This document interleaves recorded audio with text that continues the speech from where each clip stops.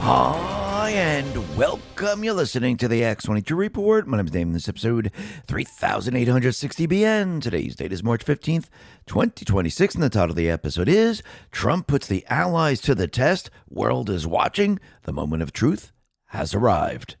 Hey, you know what's interesting? We've all seen the headlines about those miracle weight loss shots, but the 2026 data is officially in, and it's a wake-up call. A major analysis revealed that once people stop the injections, they regain an average of 60% of their weight within a year. Even worse, most of the gain is pure fat, but the muscle they lost stays gone, leaving them with a crashed metabolism and a body that's functionally older than when they started. That's why I'm obsessed with today's sponsor, GLP-1 Elevate. Instead of using needles to override my system, it uses clinically studied plant-based ingredients like metabolate to help my body naturally boost its own hunger control signals. I get the same fullness and fewer cravings, but without the scary side effects or the metabolic rebound. It supports my goals while protecting my muscles so I can actually keep the results for good. To celebrate Valentine's Day, get 50% off GLP-1 Elevate at trimwithx22.com. Every order includes a complete support bundle with a free VIP coaching for life, a 60-day money-back guarantee, and free express shipping on subscriptions. Head over to trimwithx22.com now to claim your 50% discount before it expires, or just click the link in the description. Let's get into the economic collapse, political and geopolitical news. The deep state, the corrupt politicians, big tech fake news, the puppet masters, you could see they are now panicking because Trump, he's basically exposing and dismantling their entire system worldwide. And actually, he's putting the allies on notice right now and actually testing them to see where their allegiance really lies. And think about it. The world is now watching this because, again, we're controlling the Strait of Hormuz. We've taken away from the deep state players. And now he's looking to the allies to work with him, bring in ships to guard the Strait of Hormuz so ships can sail through it safely. Now, most of the countries, like the Asian countries, they depend on this oil. But think about the countries that he's asking to do this. This was done on purpose. He's testing them while the world is watching. The moment of truth has arrived. And you could see when you look at the fake news, you look at deep state players, who are they always protecting? They're protecting Iran. They put out stories of how Khamenei died and how what a great man he was. I mean, think about it. If Trump was assassinated, do you think they put out the same exact stories? So it tells you which side they're truly on. They do not like what's happening right now. They do not like that Trump is basically ripping apart their entire system and exposing it to the world. Just like the money laundering was exposed in Minnesota. Just like the money laundering is being exposed in California. Just like the election rigging is being exposed in Fulton County, Georgia. Just like the election rigging is being exposed in Arizona. Just like everything within D.C. was exposed. How they were using USAID, how they were using NGOs, how they were controlling the FBI, the DOJ, CIA, DHS to protect their criminal syndicate. Trump is now showing the world the truth. And this is something the deep state players do not like. And you can see that every step of the way, Trump gains more and more leverage, and he gets stronger and stronger. And the deep state players get weaker and weaker, and they cannot stop what is coming. And think about what Trump has just done right now. He has actually leveraged Russia to actually put pressure on the EU. Remember, Zelensky, his complete and utter control is from what? Who allows him to be in this position? Who allows him to control the situation? It's the EU and the deep state players. Remember, Trump took the United States and himself out of this. So now everyone's focused on the EU. Everyone's focused on the deep state players. And now with Trump relieving Russia of some of the sanctions and trapping the EU in what they're planning to do, where they're planning to remove themselves from Russian oil, who has leverage over the EU right now?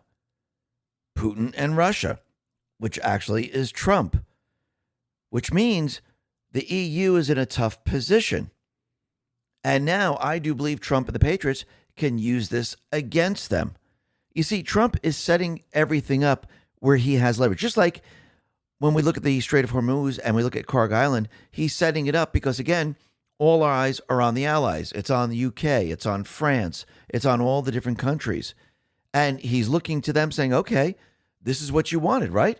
You wanted the Strait of Hormuz to be free. You wanted Iran out of the picture. This is what you've been talking about for 47 years. Here you are. Help me out. So basically, you can see what Trump is doing right now. He's setting them all up. And I do believe they have a choice now. Either they come to the side of the U.S. or they show the world that they're truly not the allies of the United States. We'll be talking a lot more about this a little bit later. But first, let's talk about what's happening out in Cuba right now, because we can see that things are really heating up. The people, they've been in darkness. They're not getting the fuel. And think about what Trump has done with Venezuela.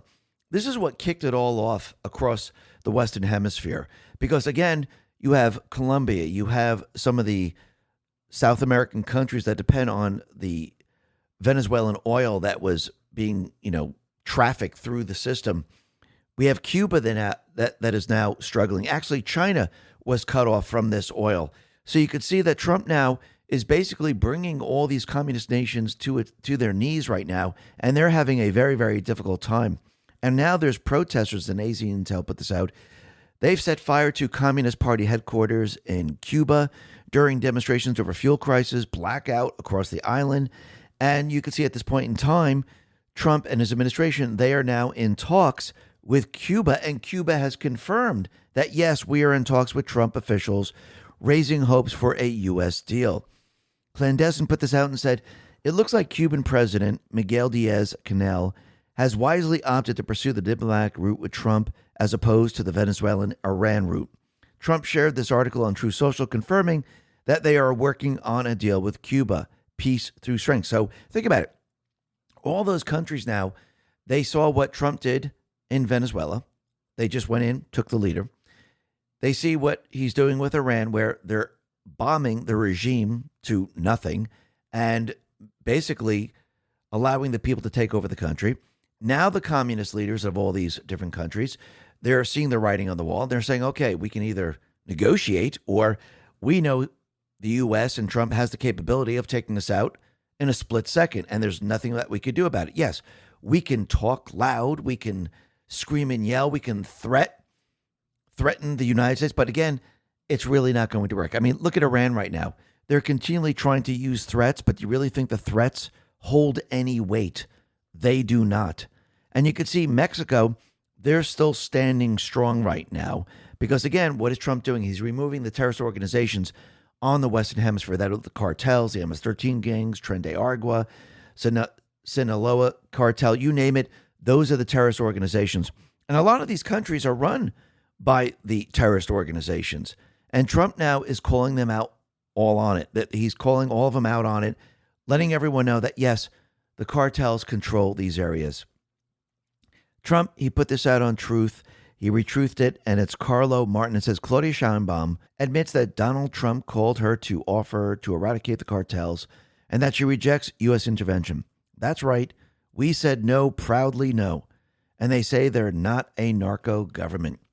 Clandestine responded to this and said, Trump just shared a video of Mexican President Sheinbaum confirming Trump offered to eradicate the cartels. She rejected the offer. This confirms what I've been preaching, that Trump's plan is to eradicate the cartels and all deep state assets around the globe. If Sheinbaum is not willing to cooperate like other nations, such as Ecuador, then she might be flirting with the find out zone. Trump is going to use the U.S. military to obliterate the cartels in Mexico, whether Sheinbaum agrees or not. So it would behoove her to cooperate. If not, there's a high probability that Delta Force shows up in her bedroom. And you're going to see that a lot of politicians within Mexico, they're going to be completely and utterly on board with this. Now, of course, Trump, what is he going to do? He's going to give the president many, many different chances. And yes, is he working with certain individuals within deep in the government in Mexico, just like he's working with others in other countries. So yes, I do believe there's always talks with others within the governments of these countries, just like we could see Trump and his team gave information to the authorities within Mexico to hit the cartel members. I do believe he's going right to Sheinbaum saying, listen, everyone's watching, everyone's looking. What are you going to do about this? Are you going to join us in the fight, or are you going to protect your terrorist organizations? She's going to have to make a decision in the end, just like the allies across the globe are going to have to make a decision, which we'll get into in just a sec. But out in Venezuela, the U.S. Embassy in Venezuela has raised the American flag for the first time in 7 years, and everything is about to change. And you can see the opposition leaders who were thrown into prison in Venezuela, they are now out of prison. And for the next presidential race, you're going to see a lot of these individuals actually go for it. And one of them is going to become president, and the entire country of Venezuela is going to completely and utterly change. The same thing is going to happen in Brazil. And what's very interesting is that North Korea right now decided to come back into the picture. Now, once again, we know from the very, very beginning, when Trump was coming into office in 2017, Obama said two things. Listen, don't trust General Flynn, and do not go to North Korea. Don't deal with Kim Jong-un. Now, in regards to North Korea, we know that they were going to try to use North Korea to start World War III. And this is why Obama didn't want Trump dealing with North Korea. So, of course, as Trump being Trump, what did he do? He decided, you know what? I'm going to speak to Kim Jong-un. I'm going to write letters to him. I'm going to go down to the DMC. I'm going to walk across to North Korea, then bring him across to South Korea, and we're going to have peace. And basically what Trump did under the cover of night, destroyed the nuclear capabilities within North Korea. Now, you have to remember, the uranium that was sold to Russia via Obama and Hillary Clinton and Biden and the rest, that uranium went to Syria, went to Iran, and North Korea. They were going to use this uranium to do what? To build nuclear weapons and give these countries an edge to start World War III. And you can see that Iran has been shut down. North Korea was shut down during Trump's first term. And this poses a huge problem. But what's very interesting is that North Korea, they fired 10 ballistic missiles. And basically, there's a U.S. regional drill in the area. But what I find very interesting about all this is a lot of the missile systems in South Korea that were there to protect against North Korea, where they be able to intercept the missiles, they've been transferred over to Iran. So South Korea right now is kind of open, and they really don't have the cover that they had before, which is very, very interesting, which might actually paint the picture for the next phase of what is coming. Maybe the deep state players will move back to North Korea. Maybe this is why it's coming out in the news once again. Now, I do believe that Trump and the Patriots, they're in complete contact with Kim Jong-un. And I don't believe that what the deep state players are going to try to do is going to work out the way they think it's going to work out, because I think Trump has complete and utter control over North Korea. I don't mean he's ruling over North Korea, but he's in contact with Kim Jong-un, and they're on the same page, just like he's speaking to Xi, just like he's speaking to Putin. So I do believe that at this point in time, this is going to be very, very interesting on how this all plays out, because everything's going to be shifting away from Iran. And the other country that was supposed to be nuclear ready was North Korea. But that completely fell apart during Trump's first term. But again, the fake news might try to build it up that they're trying to develop another nuclear weapon, or they might have one. But we'll have to see how this all plays out.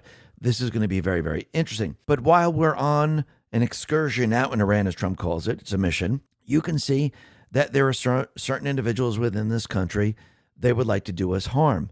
And we've seen over the weekend that there were a couple of attacks. And basically, we saw one at a synagogue in Michigan. And Bill Malugin put this out and says, DHS confirms that Michigan synagogue attacker has been ID'd as Ayman Mohammed Ghazili, a Lebanese national who first entered the U.S. in 2011 on an IR-1 immigrant visa as a spouse of a U.S. citizen who was naturalized into a U.S. citizen in 2016 during the Obama administration. And we've also come to find out that his brother might have been Hezbollah. So this is very, very interesting. And the other individual that actually went ahead and killed someone, and the individual that he killed is Lieutenant Colonel Brandon Shaw. And basically, this individual was a teacher, a ROTC instructor, And basically, he was shot down. And the individual that did this was, again, he was a known wolf. He was radicalized. And once again, he was released from prison, which is very, very interesting. But C3 says, so let me get this straight. Our government imported terrorists, gave them citizenship and taxpayer pay benefits. When they got caught plotting their terrorism, our judges let them out early so they could carry out actual terrorism. That can't be right, can it? And that's exactly what's been happening. Because once again, the deep state players, they're completely against the United States. The deep state players, they use terror across the globe. The deep state players have been protecting their criminal syndicate for a very long time. And the other thing that just came up, which is very, very interesting, is that it looks like the CIA might be investigating Tucker Carlson. Ryan Savendra put this out and said, Qatari officials have arrested terrorist cells in their country. The terrorists are Iranian Revolutionary Guards, which is a designated terrorist organization. They are not Mossad agents like Tucker Carlson falsely claimed, a claim that Qatar said was a lie. Will Chamberlain says, I wonder where Tucker got the idea that Qataris arrested Mossad agents instead of IRGC agents. So Tucker Carlson's son, which is very interesting, Buckley Carlson, works for J.D. Vance as a high deputy press secretary in the vice president's office. He has held the role since January of 2025, after previously working as a Capitol Hill aide since 2019. There are no indication that he's left the position as of right now. So that's very interesting. So he's working for J.D. Vance's office. He's the press secretary. And he's Tucker Carlson's son. So the question is, was Tucker Carlson being fed fake information? And were they feeding it through Tucker's son? Was he leaking information? Will Chamberlain says, if the CIA knew that he was talking to the Iranians, then President Trump would have known that also when he invited Tucker into the Oval Office a few days before the strike, which means Trump may have used Tucker to deceive the Iranians about the likelihood of impending attacks. So did Trump already know that maybe Tucker was compromised? So this is very, very interesting how this is all playing out right now. Dandorf says, I know you think you're smart, but everyone knew you were a foreign asset and you were used as a counterintelligence asset. As I described in my article on the war, Tucker was the Iranian spy. You got used as a counter-intel asset to convince them nothing was happening. You got used to kill the Iranian leadership. You personally were one of the key reasons they believed nothing was happening, which gave them the confidence to convene a meeting with their entire high command. You did your job well, being a traitor. Imagine thinking that you'd get a primetime slot with the president on the eve of war after repeatedly humiliating him and calling him a retard multiple times publicly. You are as arrogant as you are stupid, but now your usefulness has ended and it's time to go. Good luck, my guy. You are going to need it. Thanks for helping us kill all your friends, though. You did a great work. So that is very interesting. So the question becomes, was Tucker working with foreign governments? Was he feeding them information? And why are they investigating Tucker Carlson right now? So it's either he was accepting money from foreign governments and there's going to be an investigation into Farah, or as Will Chamberlain points out, maybe this goes beyond that and maybe he'll be investigated for a different crime, which as follows. It's 18 U.S. Code Section 793, gathering, transmitting, or losing defense information. So once again, we'll have to see how this plays out, and we'll have to see if Tucker is truly treasonous to this country, or was President Trump using him and he was on board with the mission. Maybe he was a double spy. Maybe he was working both sides. But as of right now, it doesn't look that way, because Tucker Carlson suggests that he would like Trump and his top officials behind bars for working with Israel on the Iranian strikes. He wants them to be thrown in jail. So at this point in time, I mean, it could come out that, hey, he was a double agent and he was working both sides. But at this point, it doesn't seem that way because, again, if Iran, like Trump says, which I do believe, Iran now is decimated, they don't have a leader. The leader is dead. They don't have weaponry. The threat that they actually have right now is not that strong. Yes, they might still have a couple of, drones out there. Maybe they have a couple of mines. Maybe the sleeper cells are active here, but I do believe Trump is keeping an eye on every single one of them. So I don't believe they actually have the strength that they had before. So the question is, why wouldn't they come out and say, listen, yes, we're not really investigating him. Basically, he was a double agent, or maybe they'll keep it a secret. But again, it's starting to point to maybe something else was going on there. And maybe he was in line with foreign governments and he was receiving information and then transmitting it to different places. Let's see how this all plays out. This is going to be very, very interesting. But you could see the deep state players, the fake news, they're all on board with Iran. They're all on board with the Ayatollah. You remember, this is all part of their system. They're the ones who set this up and maintained it over, 50 plus years. And they like their system the way it was. They like the drug trafficking. They like the human trafficking. They like the oil trafficking. They like the state-sponsored terrorism to keep the world in fear. This was their world that they were controlling. And actually, you can see it. It's as clear as day. The Economist, over the death of the Ayatollah, came out and wrote this. Increasingly, over the course of 3 decades, Khamenei knew that he was personally in the great Satan's sights. This did not daunt him. He felt always that he had divine right on his side.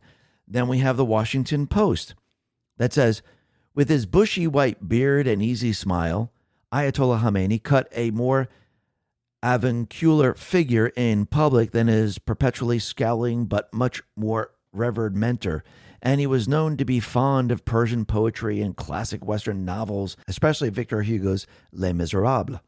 So basically, they're all pretty much kissing up to the Ayatollah.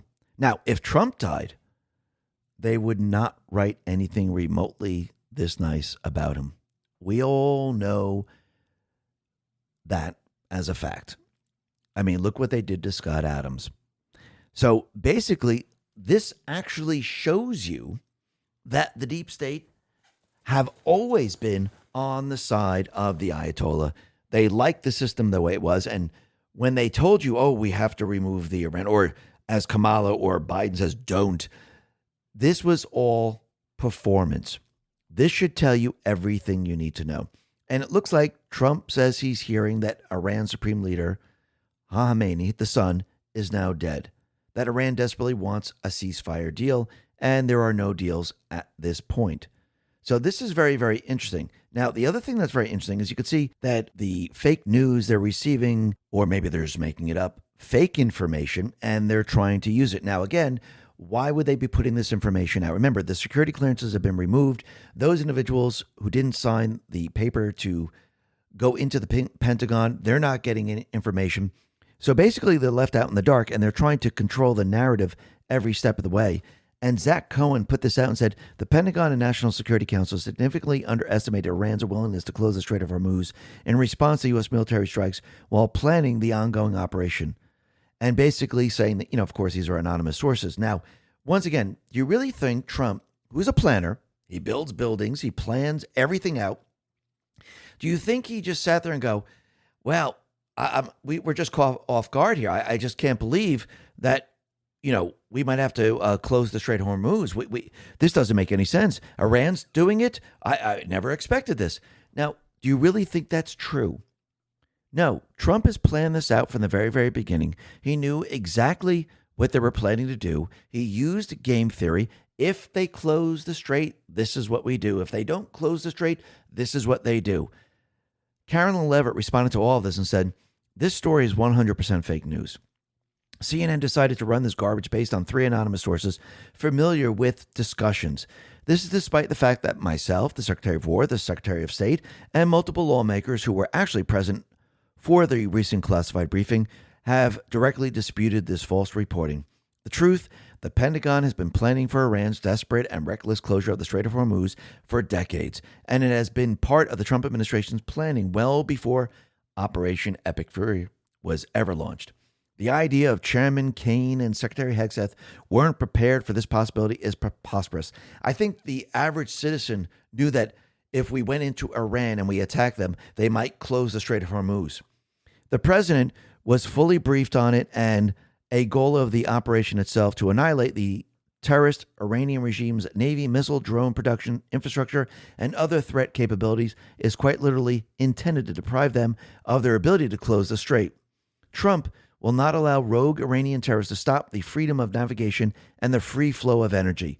Wiping out these terrorists who indiscriminately target civilians and attempt to hold the global economy hostage is part of the ongoing noble U.S. mission.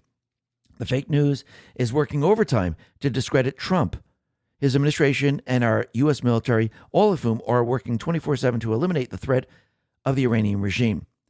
It's a complete disgrace to witness this from the media, and we'll keep fighting back against it. Now, think about it.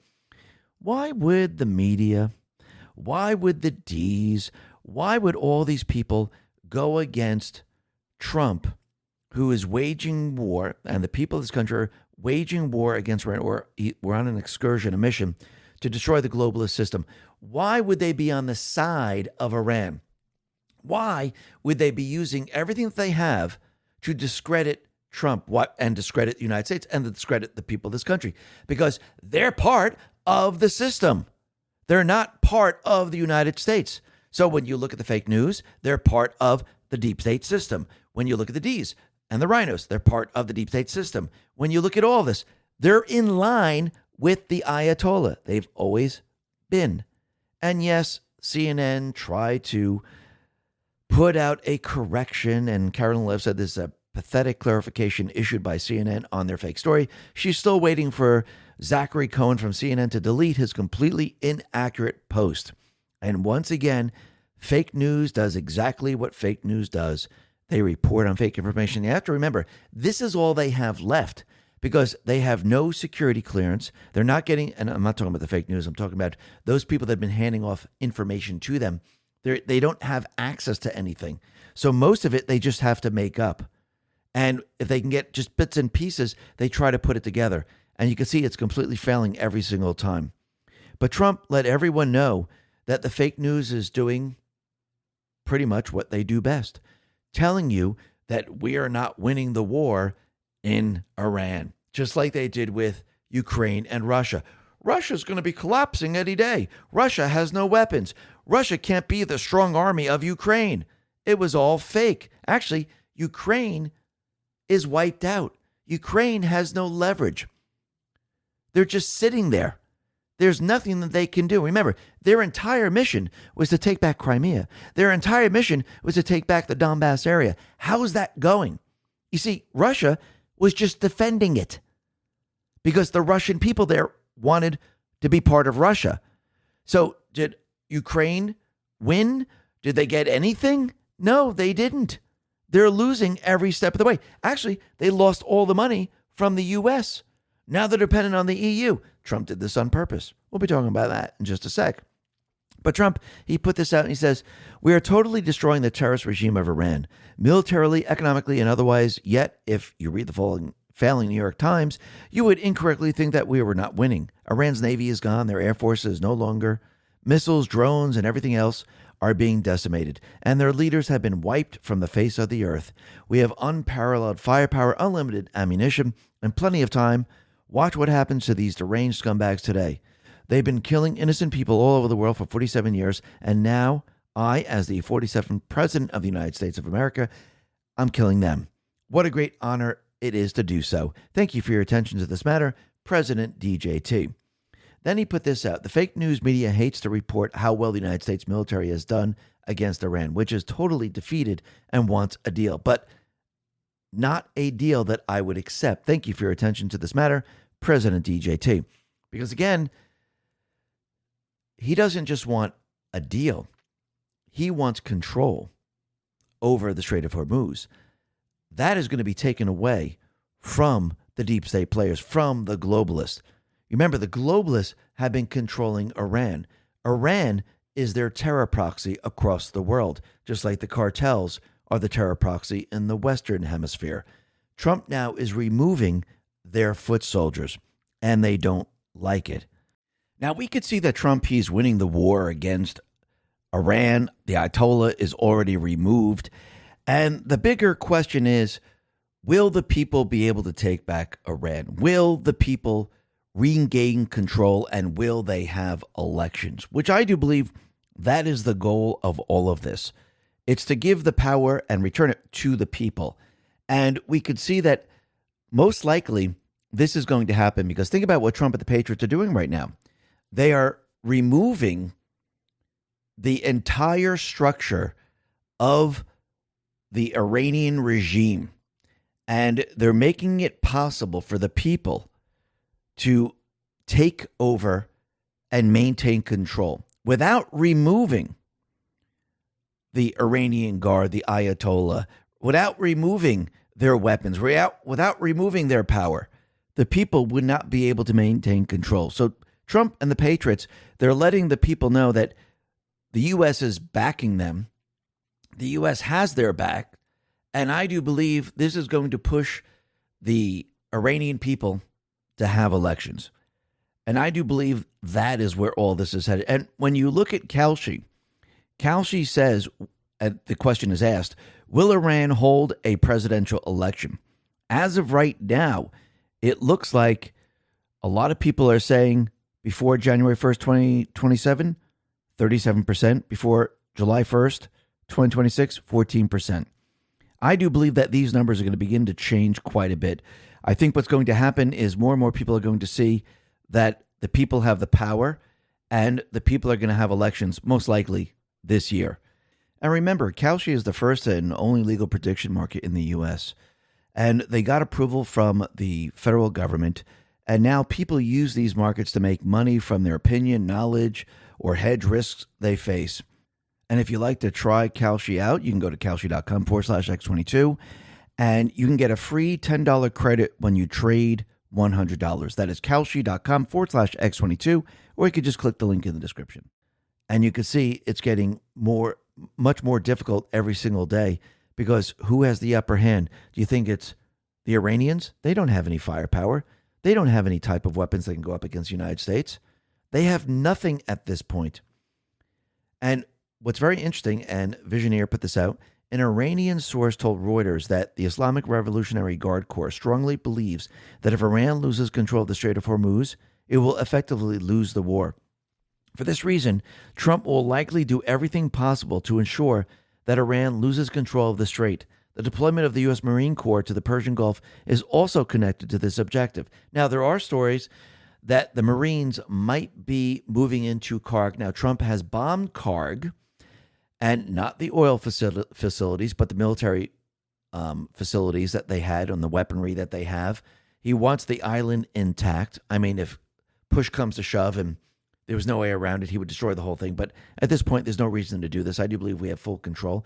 And I do believe eventually what's going to happen is Iran is going to completely and utterly lose control of Karg, which means Trump will have then control of the Strait of Hormuz. And think about in the last 72 hours what we went from. Andrew Clark puts it out. Trump never expected the possibility of Hormuz closing. Fake, phony, and false. 2, Trump was briefed Hormuz could close, but riskily did it anyway. 2, Trump bombed Karg Island, but it's likely won't force Iran to open the strait. 2, Iran opened the strait. And the question is, was it Iran that opened the strait, or were they taking orders from Lloyd's of London, London banking system? We're not going to insure you, so close it down. And then Trump stepped in. We'll ensure the safety of every ship. He took the control away from them. So there's no choice whatsoever but for the ships to sail through this area. And think about it. When they keep saying that Trump never heard of Hormuz until yesterday about it closing and all this, all you got to do is go back a little bit in time and read what he put out on Twitter going all the way back to 2011. 11/28/2011. Once Iran has nuclear weapons, they will shut down the Strait of Hormuz. Oil will be over $300 a barrel. December 14, 2011. Iran is closing the Strait of Hormuz for a military exercise. Imagine what they will do with nukes. January 4th, 2012, Iran has warned the U.S. not to send an aircraft carrier back into the Strait of Hormuz. We should send 3, he says. January 12th, 2012. The U.S. is always getting ripped off. China gets cheap oil from Iran and Iraq as U.S. pays for Hormuz patrols. And he's always known about this. He's never veered away from what he's saying. And once again, they went in there with a plan. Basically, destroy all weapons, control the airspace, remove whatever drones are left, remove whatever mines are left, hit them very hard economically, take control of their moneymaker. It's that simple. Once you have control, Iran is done for. Look at Cuba, for example. Shut down Venezuela, shut down the oil, shut down everything. Certain countries are affected. China is one of them. Cuba is one of them. Once the people are pissed off, once the people are pushed to the precipice, the people will going to find the will to change. What do you think is going to happen in Iran? The people are already protesting.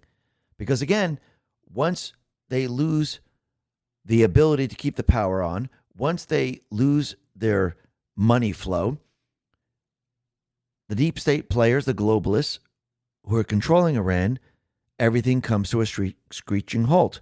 The power structure there starts to crumble. The people then have the ability to take over the country. That is exactly what Trump is doing. Now, he's also putting pressure on China. Yes, China also has pressure. Plus, he's taking the power away from London and the deep state and players and the globalists. And he's also testing the allies at the same time. Trump, he put this out and said moments ago, at my direction, the United States Central Command executed one of the most powerful bombing raids in the history of the Middle East and totally obliterated every military target in Iran's crown jewel, Karg Island. Our weapons are the most powerful and sophisticated that the world has ever known. But for reasons of decency, I have chosen not to wipe out the oil structure of the island. However, should Iran or anyone else do anything to interfere with the free and safe passage of ships through the Strait of Hormuz, I will immediately reconsider this decision. During my first term, and currently, I rebuilt our military into the most lethal, powerful, and effective force by far anywhere in the world. Iran has no ability to defend anything that we want to attack. There is nothing they can do about it. Iran will never have a nuclear weapon, nor will it have the ability to threaten the United States of America, the Middle East, or for that matter, the world. Iran's military and all other involved with the terrorist regime, all others involved with the terrorist regime, would be wise to lay down their arms and save what's left of their country, which isn't much. Thank you for your attention to this matter, President DJT. So there are many others that are involved with the terrorist regime. They might not be on the ground. They might be in other places. Letting them know, stop it right now or else. Interesting. But Joe Lane says, here's what's interesting to me. It was predictable that Trump would preserve the oil infrastructure on the island for the sake of the Iranian people and their future. This island handles the majority of oil exports from Iran. Here's what I'm watching for. There were reports that Marines were inbound. Have they already taken the island? More importantly, will the leftover Iranian regime now target this island in order to spike oil prices higher? That would be my bet, since they are already targeting oil infrastructures in the region. But what if they don't? Could that be a sign of something else? There are reports that the latest elected leader of Iran is already gravely wounded and might not make it. Well, Trump has already reported that he might even be dead. Has the next line in line already begun negotiations with Trump through backdoor communications? Is the short war about to come to an end over the next few weeks? We were told in a letter by the new Iranian leader that Iran is going to keep the Strait of Hormuz closed. Wouldn't he also be willing to blow up his own oil infrastructure rather than let the U.S. take it over? Watch the island. I think we'll see which way things are really going, depending on what happens to Iran's oil infrastructure on that island.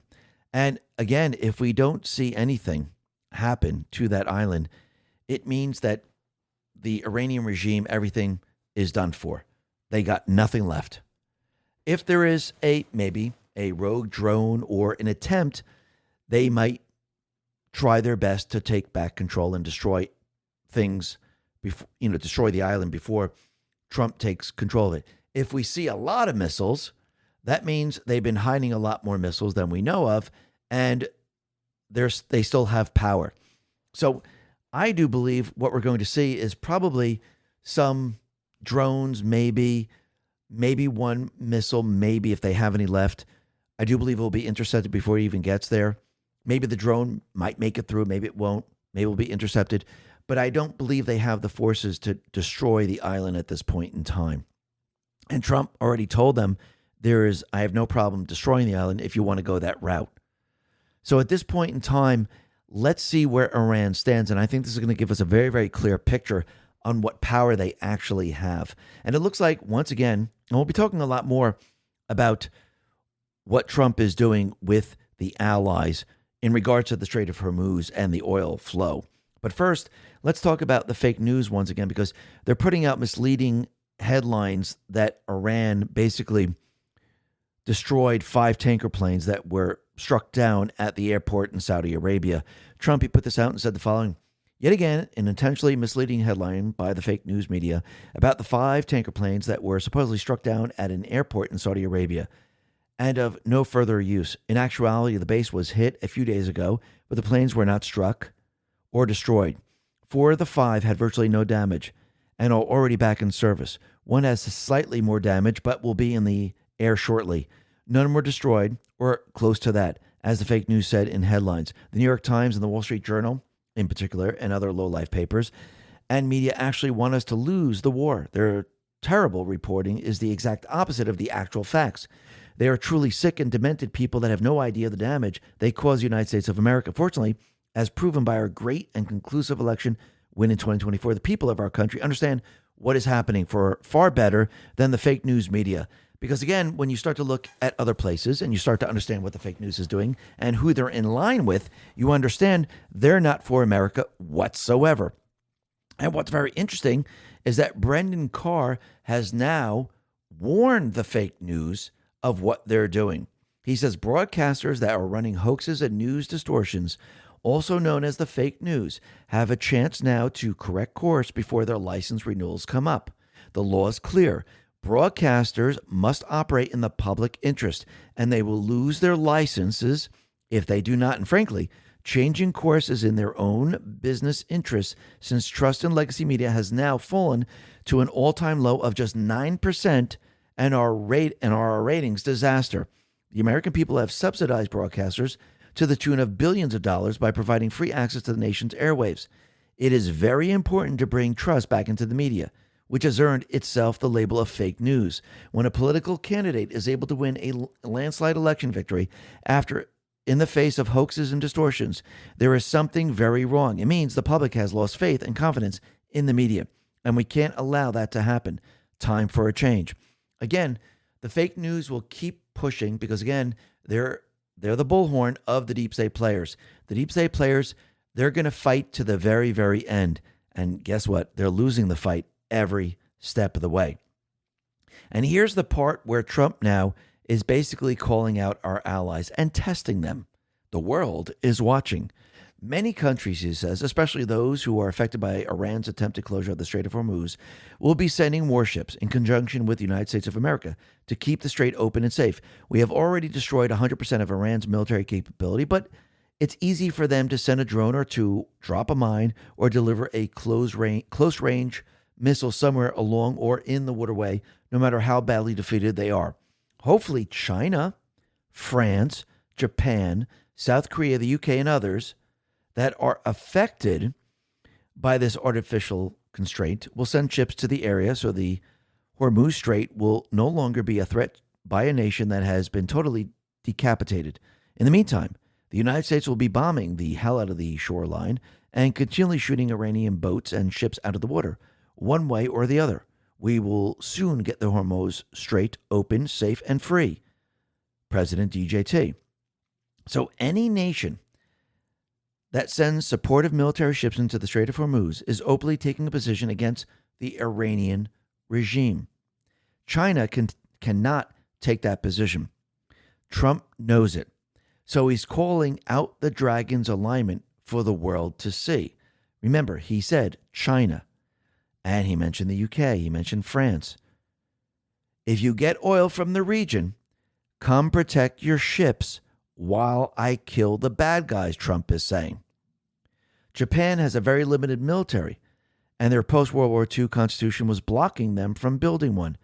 Changing that position was the goal of the Japanese Prime Minister Shinzo Abe, a friend of Trump, and he was traveling throughout Japan with that message when he was assassinated. That objective now falls to his protege. So notice the different countries Trump did not name: India, Thailand, Vietnam, Philippines, or any of the Asian countries that are dependent on oil from the Middle East. Trump is not asking the dependency allies of the United States to participate. Instead, Trump is calling upon the fake ally countries that oppose the United States but hide behind a friendly, smiling mask. So Trump is calling out the NATO countries. He knows China can't do anything. So basically, the Europeans are dependent on the oil from the Middle East, but they will not put their military into the fight, even if it secures their own economic future. So think about what Trump did right now. And a few hours later, he put this out. The United States of America has beaten and completely decimated Iran, both militarily, economically, and in every other way. But the countries of the world that receive oil through the Hormuz Strait must take care of that passage, and we will help a lot. The U.S. will also coordinate with those countries so that everything goes quickly, smoothly, and well. This should have always been a team effort, and now it will be. It will bring the world together toward harmony, security, and everlasting peace. So basically, we got to wait to see who actually steps up. Shanaka and Salam Pereira says, the coalition call is not about Iran. Iran's military is destroyed. The coalition call is about the world that emerges after Iran. If America escorts the tankers alone, the strait reopens under American control and dollar pricing survives.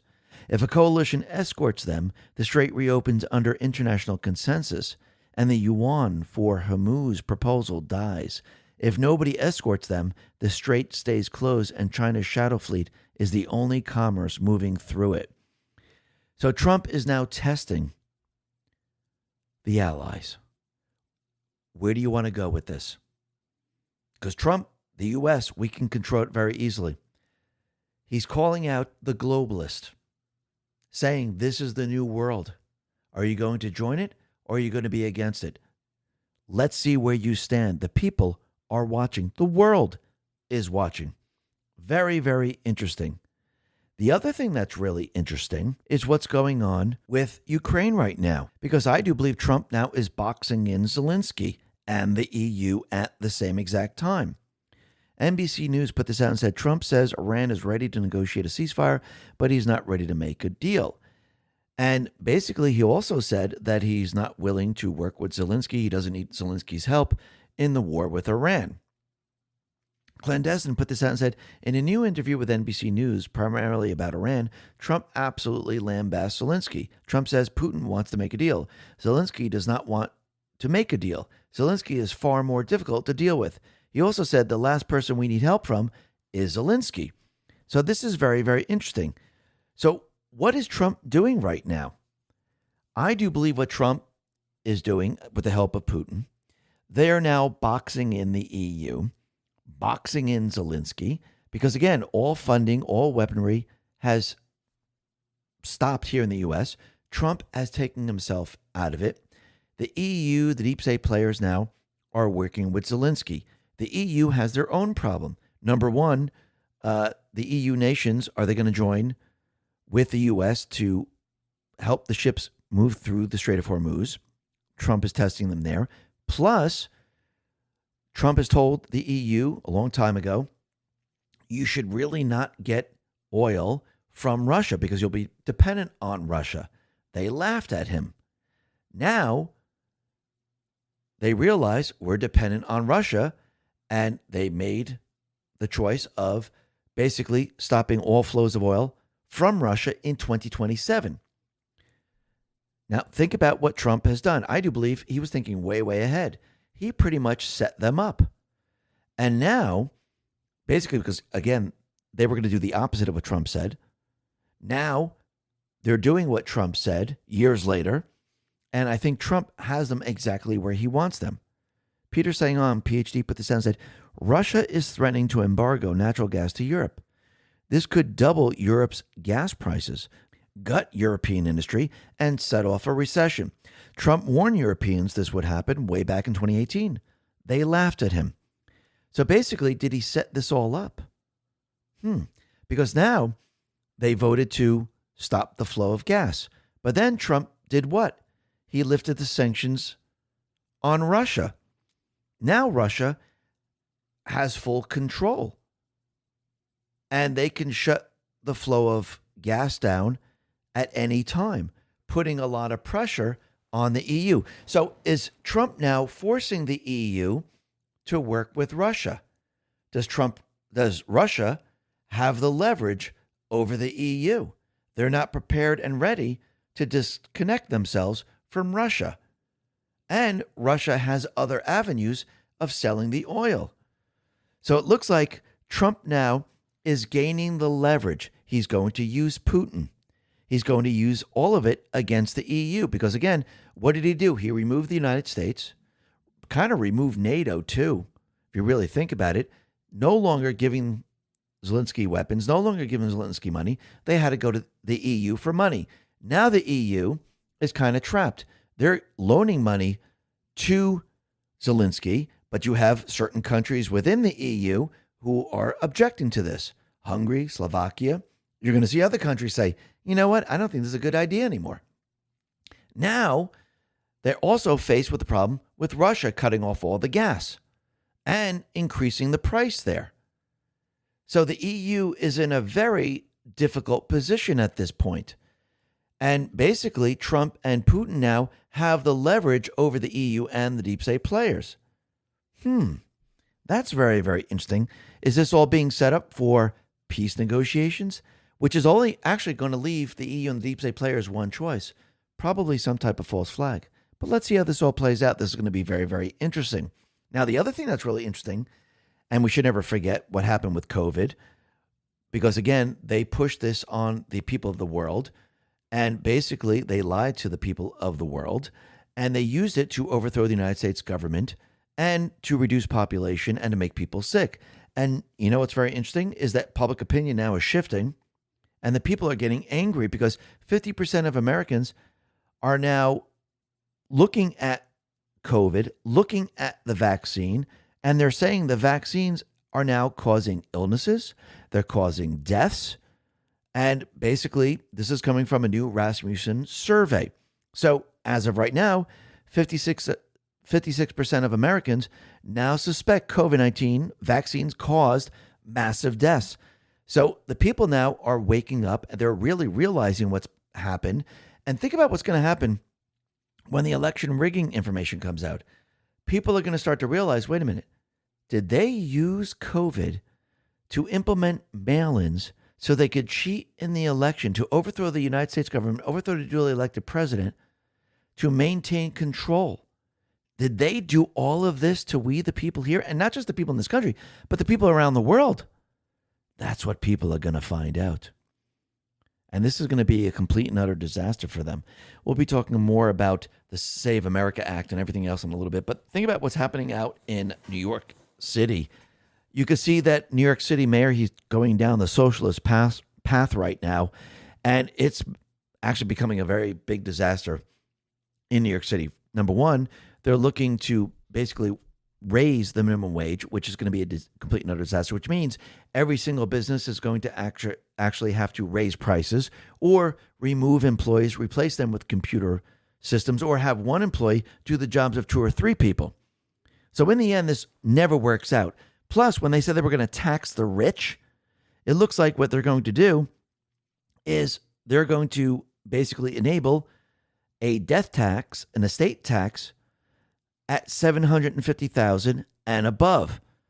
Now, when you look at New York City, these small little homes, they're anywhere from 750,000 or up. And this is not wealthy people. This is just everyday people living there. This is how much the homes cost. So 50% will be taken from these people, these hard working Americans. Because again, think about it. They worked hard. Maybe they bought their house for 200, 300,000. The value went up to 750. Are they wealthy? Or is that basically paper money right now that they haven't even accessed? And now the city is going to take half of that. So they worked their whole lives. They bought the house for maybe 100, 150, 200. It's worth 750. It's worth 800. Now half of that is going to be taken away. Think about that for a second. Is that really the wealthy, or is it the everyday person working? It's the everyday person working. You could see what the deep state players, what socialists, communists are doing right now. Actually, you're going to see a lot of people now push back on what's going on in New York City. Everything is about to change. You're going to see it in every single blue state and blue city because, again, all these places are leading the people down the wrong path.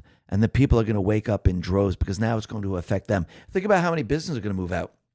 Think about how many people are going to move out. All that's going to be left is the middle class and lower middle class. And Mamdani's going to have to tax them even more to keep things operational because if you have the very wealthy move out, what do? You got to keep taxing the other people. That's what you're going to see.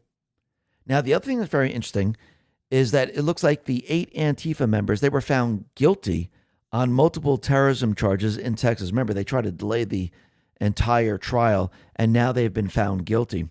And Annie No says Antifa supporters are asking if the 2 trans Antifa terrorist convicts, both men who pretend to be women, will be able to serve their sentence in a female prison. Plus, the Antifa associates are responding to the terrorism conviction of their comrades in North Texas. And now the North Texas Antifa cell is calling for the jurors to be hunted down and killed. Think about that for a second of what's really going on here. So basically, now they're saying they're going to hunt down the jurors, dox the jurors, and basically remove them from this earth because they found their comrades guilty. Basically, we're fighting an armed force in this country. And it's becoming clearer and clearer every single day. You know what else is becoming clear? Is that Trump basically has reshaped the entire media. Trump, he put this out in Truth and said PBS defunded, NPR defunded, Terry Moran out of at ABC, Joy Reid out of MSNBC, Lester Holt out of NBC, massive layoffs, Washington Post, Colbert leaving CBS, no more bias fact-checking at Meta, Chuck Todd out at NBC, big decline in mainstream media ratings, Jim Acosta out at CNN, John Dickerson out at CBS. And you can see there's many different stations that are now reforming or they have new ownership. CNN, new ownership. There's new True Social. There's Rumble. There's X now. Disney ends key DEI practices. Everything now is changing. But again, the fake news is doing what they do best. They're still pushing out fake information. And this is why we had Carr call them out on it, like we just talked about. Now, the other thing that's very interesting is now Trump is demanding that New York Attorney General James turn over all communications with Michael Cohen after the ex-fixer claimed he was coerced. So Trump's lawyers demanded the release of all communications between Michael Cohen and New York Attorney General Letitia James' office in response to a revelatory Substack post the ex-fixer made in which he claimed he was pressured and coerced to testify against Trump. So now Trump is going to be pushing this very, very hard to get this information. And when it comes out that, yes, Letitia James was involved in this, and basically they were forcing Michael Cohen to say certain things, the liar in chief, we're going to see something very, very interesting come out of this, which is going to call into question everything else that we have been watching and seeing. Now, the other thing that's very interesting is that we could see that Thune and others, they're just playing games at this point. And we know they don't want the Save America Act passed. And we could see they're going to do whatever they possibly can to try to stop this. But it really doesn't matter because in the end, Trump still has the leverage that he needs to actually force everyone into voter ID. But Amuse put this out and said, there will not be a vote on the Save America Act on Wednesday. Grok confirmed that the vote scheduled in the U.S. Senate on Wednesday is not a vote to pass the Save America Act, but instead a vote to close debate on the act, also known as a cloture vote. Confirmed that Thune does not have the ability to bring the SAVE Act to the floor for debate, and once all allowed speeches are exhausted, a simple majority up or down vote would be held. Many refer to this as a talking filibuster. Confirmed that Thune has already said he will not allow a talking filibuster or a cloture rule change to pass the SAVE Act. So basically, you could see that they're pushing back on this, and we know why. Number one, they've been installed in their positions. Number two, they're not for America. They don't care about the people of America. They don't represent the people of America. They represent the deep state, the criminal syndicate. But I think Elon Musk sums it up perfectly in regards to anyone that fails to pass the Save America Act, who they truly are. And when you look at the fake news, when you look at the D's, when you look at the rhinos, when you look at all these people that are completely against America and the people and what the people of America want, I think this explains all of these people. Elon says failing to pass SAVE is an act of high treason against the people of America. And think about it. The news that goes against Trump, who roots for the enemy.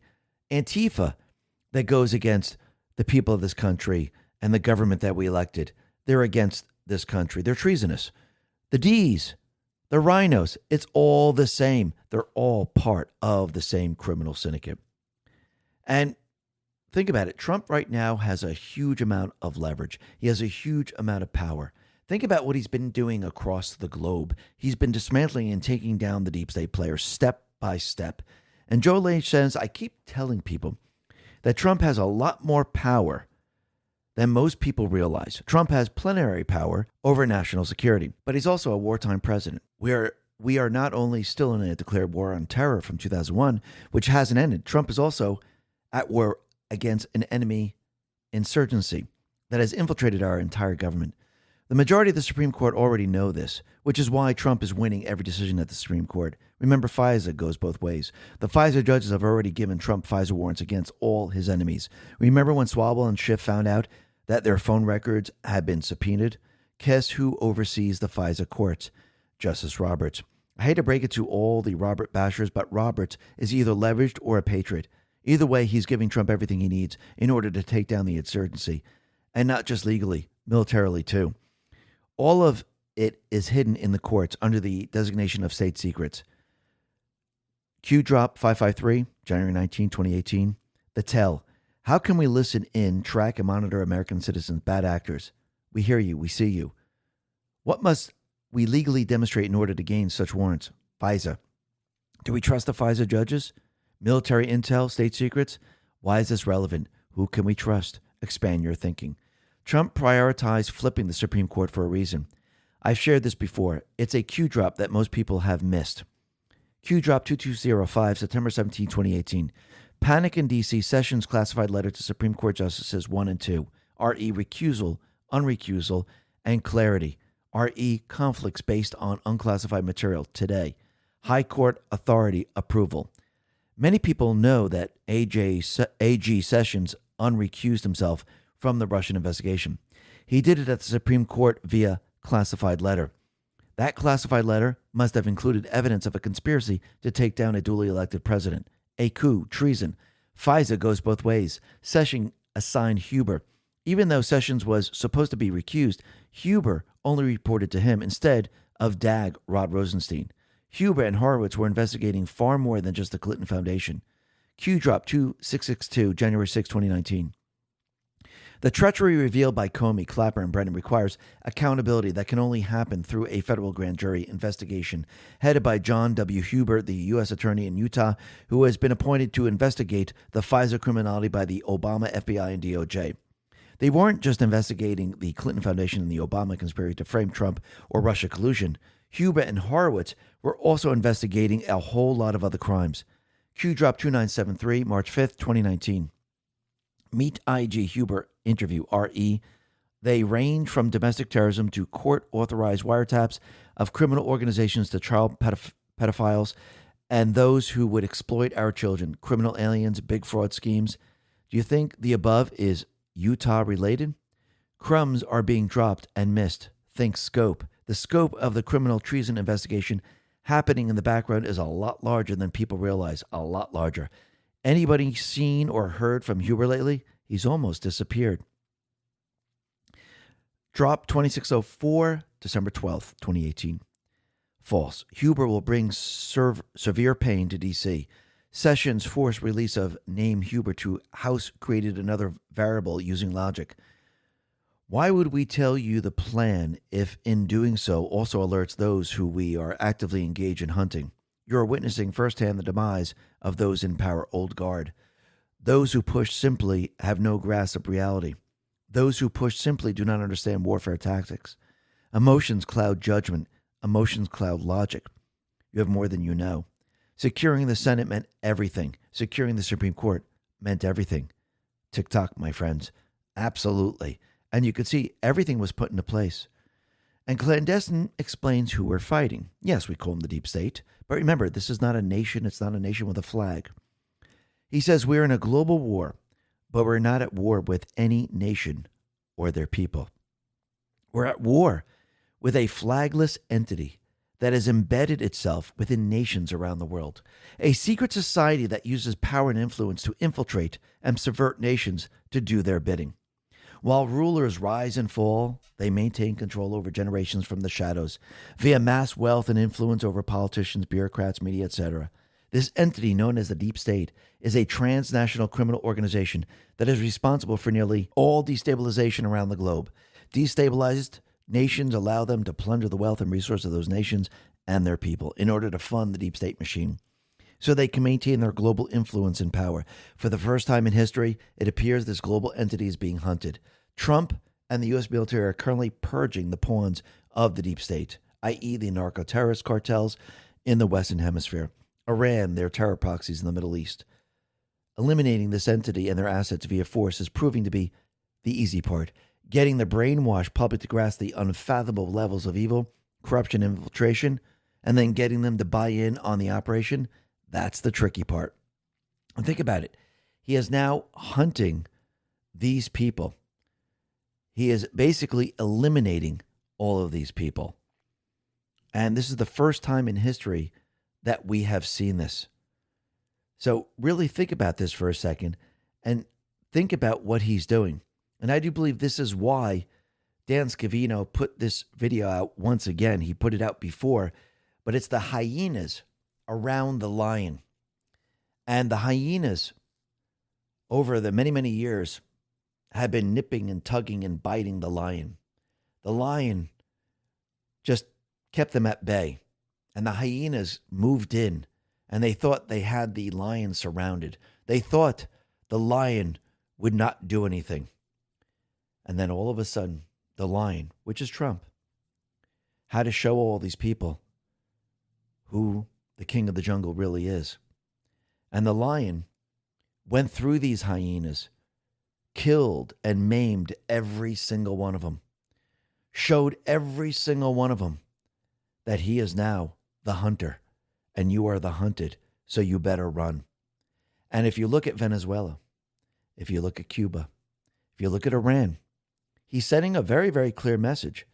We could do it the easy way, or we could do it the hard way, because this lion is striking hard and fast. You will not be able to stop what is coming. And if we go back a little bit in time to 2013, September 20th, Trump said exactly that. What you're witnessing right now, this is what he talked about. Move slowly, carefully, and then strike like the fastest animal on the planet. Sounds like a Sun Tzu quote to me. It sounds like this is exactly what he's doing. The world is watching. And the leaders of all these countries, they're watching it all play out. They're all panicking. The moment of truth has arrived. And the lion now is showing them all who's the king. when you hear about the No Kings protests, this is what they're really protesting about. It has nothing to do with dictatorship. They're protesting against this individual who has the backing of the military, backing of the people, destroying the globalist system, destroying the deep state players, and they can't do a damn thing about it. Why? Because the patriots are in control. Listen, everyone, thanks a lot for listening. Be well, be safe, and especially be prepared. Thanks a lot.